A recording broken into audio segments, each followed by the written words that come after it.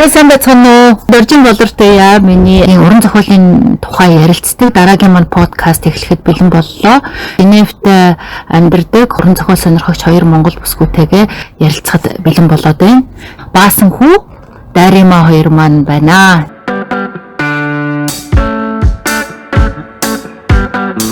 За тэгээ өнөөдрийнхөө подкастаар өнгөрсөн сард уншсан Японы зохиолч Нацуме Сосекигийн Бочан гэдэг ийм бэсрэг жижиг роман байна.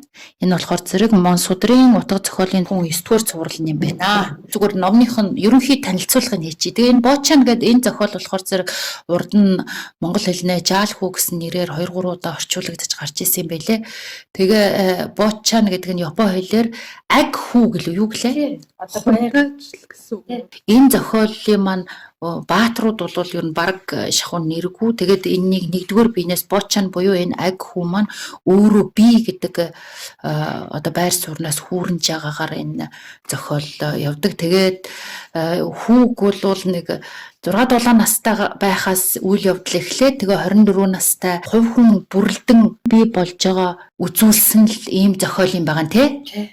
Япон хүмүүсийн сэтгэхүйн онцлог заримдаа манай монголчуудын тоохгүй нэг тоогооч юм шиг. Тий, айгүй их жижигчдэг деталь юм дээр их ач холбогдол өгдөг гол дүртэй тий.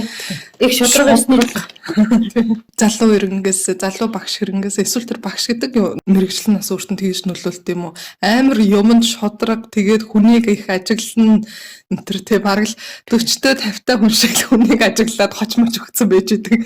Багш болоод ийм болчоогүй бүр тэр хүүхд сүүлд нь ингээ уншиж дуусчаад ингээ бодож исэн чинь багаасаа ийм айхтар хөвгт байсан байхгүй. Яг нөгөө бүр нэг шудраг ёсны одоо тэр нэг луучин бүр хит хөгжчихсэн тий. Гэрийнхэн зарц Кио гэдэг хөгшин эмэгтэй байгаа ш. Тэр чинь нөгөө Бочанд бүр итгэл хүлээлгдсэн анханасаа амар хайртай байсан ш.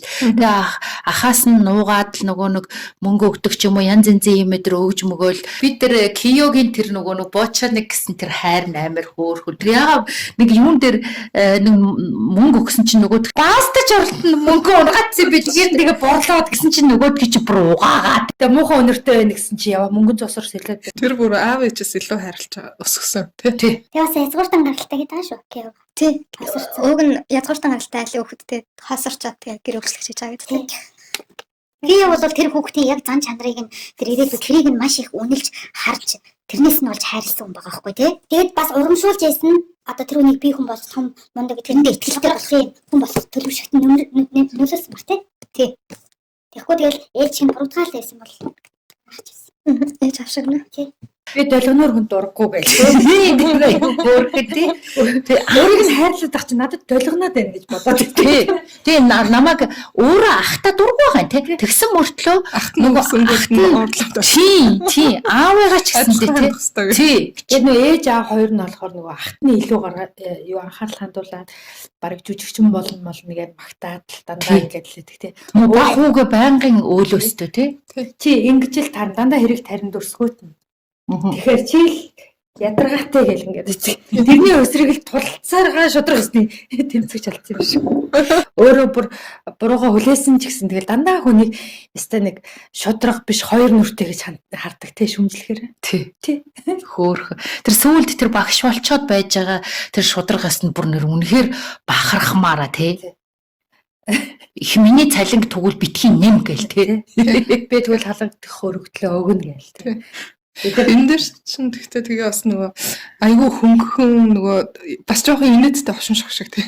Уншиж байхад инээдтэй юм их болно. Тэгээд тийм юм шиг хэрэгнээсээ бас нөгөө нэг анзаардаггүй янз янз хэдүү бас айгүй хүндсэн юм шиг санагдсан шүү дээ. Надад бол жишээ нь одоо нөгөө ажлын байрнаас одоо багш хүн одоо хоолны газар орж хоол идэж болохгүй тий нөгөө тийм газраар нийтийн хоолны газраар хамаагүй явж болох. Зугаа цэнгэлийн газраар явж болохгүй гэж байгаа.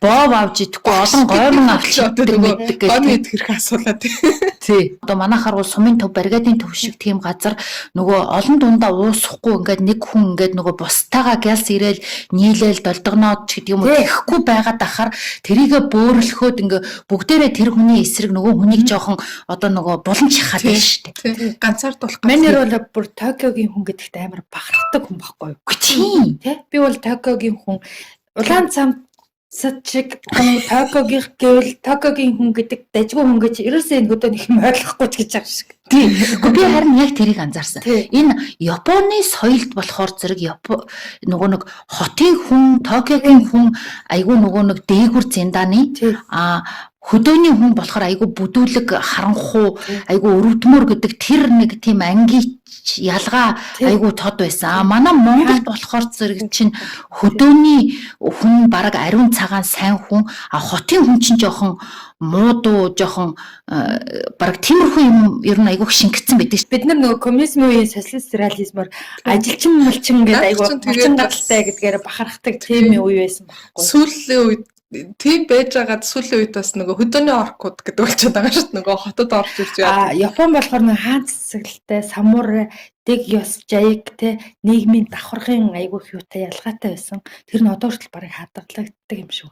Тэг хөдөөний хүнийг бол муу гэж үздэг юм байна. Бүдүүлэг гэдэг. Тэр одоо Киго багш чинь нэг өөр тосгон руу явж байгаа шүү дээ. Зайлвал тэр мөө сүт бүсгүйгээ хулаалгачаад. Тэр нь гэсэн чинь хагас сармагчин хагас хүн тосгон руу явж байгаа уулан дундах.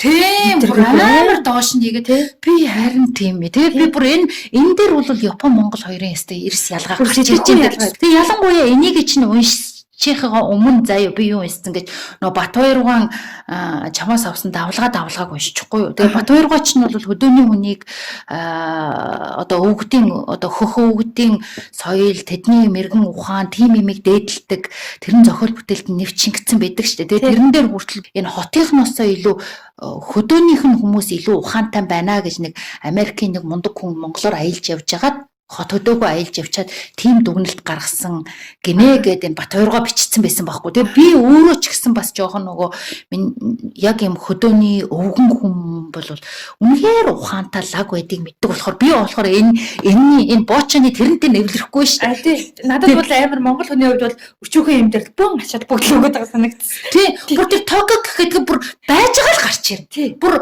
бараг үйл явдал болгон дээр энэ муу хөдөөнийх болохоор оолгэн хөдөөний маань хүүхдүүд нь ч маанаг. Тэгээ ерөөсөө тэр биеийнхээ бараг хилэмж алхаа малгаагаар үртэл тэр чинь л Токио гэх гэдгийг л харуулах гэдэг үзэлцээд байгаа юм шүү те. Тий. Тэгж байгаа сонин дээр их цант манд гэд бичсэн шүү. Ой тэр бүр их цангаа гаргах тэр бүр уур нь өрөөд тэр цайны мөнгөнд 5 иэд өгц. Тэр нь бараг л цалингийнх нь хэд чинь те. Гэхдээ 40 иений цалинтай шүү дээ. Тэгээ тэрийг нэг нь өгч. Тэгээ 10 янтай үлдсэн байсан мөртлөө нөгөө онгороод нөгөө нэг том айгу муухай харьцаад байгаа. Муухай өрөөнд оруулчихгүй юу? Тэгэнгүүт л бүр яахыг нь харах гэж 05 yen нөгөө цайны мөнгөд өгсөн чинь бараа шал арчих нэ тэр гэж бахархаж президеншил сьютэнд оруулсан те тэр муу заш бодлоо. Тэр нь айгүй өөрийнх үнд цэнцүүл юм шүү. Тэгээ надад тэгтээ тэр 5 yen өгчих нь амар хөөргөн таалагдсан шүү дээ. Боловч тэрийг тэр кияг нь болохоор болж энтер гэж байгаа сте захин дээрээ. Энэ боочны бүр дотор нь ороод гараад ирсэн.